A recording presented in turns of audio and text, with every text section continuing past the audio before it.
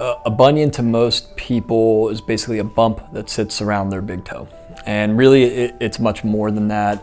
It's truly the position of their big toe relative to what's called your first metatarsal, which is one of the bones in your foot. So what happens is the toe starts to drift towards the lesser toes, towards the second toe, and it creates a prominence on the inside part of your foot, which is basically your first metatarsal head. So the true pathophysiology of why bunions occur is multifactorial, truly. There's a hereditary component, so oftentimes mom or dad or grandparents may have a bunion, and that's definitely something that could be contributing. Inappropriate shoe wear, and sometimes just it's an imbalance between some of the muscles throughout the foot. So several things can kind of play into bunion occurrence or progression, but that's basically what it is. It's an abnormality in the alignment of the foot, or particularly the big toe joint, which causes a prominent area around the big toe. I can't say I've tried bunion correction tools or jigs or braces, but I would say, the conversation that I have with people is that first and foremost, bunions are a quality of life issue. They are not a life or death issue. You never have to do anything about a bunion from a surgical standpoint. And with that being said, the non-operative stuff for bunions, unfortunately, are not excellent. So shoes with a wider toe box, there are toe spacers and sleeves and bunion braces and straps. All of this stuff is to more or less accommodate the issue, maybe make it a little bit more comfortable, but that stuff is not going to correct your bunion, despite what you're seeing on YouTube with crazy manipulation videos and things like that. Unfortunately, it's not going to change that alignment of the big toe, in my experience and based on my training.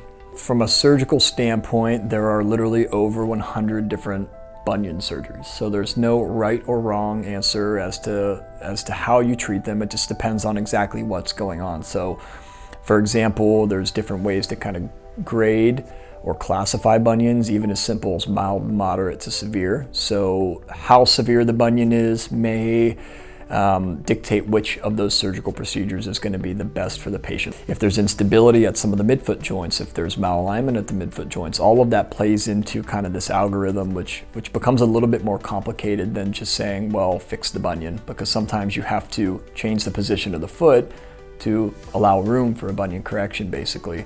And now there's more minimally invasive techniques, so sometimes those are appropriate, sometimes they're not. And in the setting of an arthritic big toe joint, well, correcting the bunion when the toe is stiff and arthritic is probably not a great idea. So oftentimes a big toe fusion, which we do for big toe arthritis, is the best, most durable, reliable option in those patients. So there's really, again, many different surgical options to correct the bunion, and each approach should be tailored to the patient, what their radiographs are, what their goals are, what they're trying to get back to, because ultimately the person that wants the quickest recovery regardless of the correction, maybe that's a different approach than somebody who wants a perfect looking toe and has all the time in the world to stay off the foot.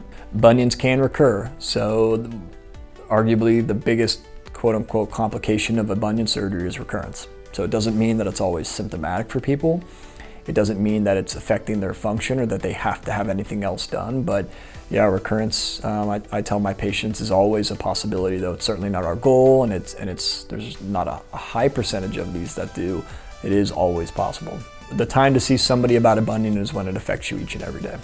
When it keeps you from being able to take your dog for a walk, go get lunch with your friends, exercise, play with your kids or your grandkids. I think when it keeps you from being able to do things that you enjoy, that's the time to get some help with this.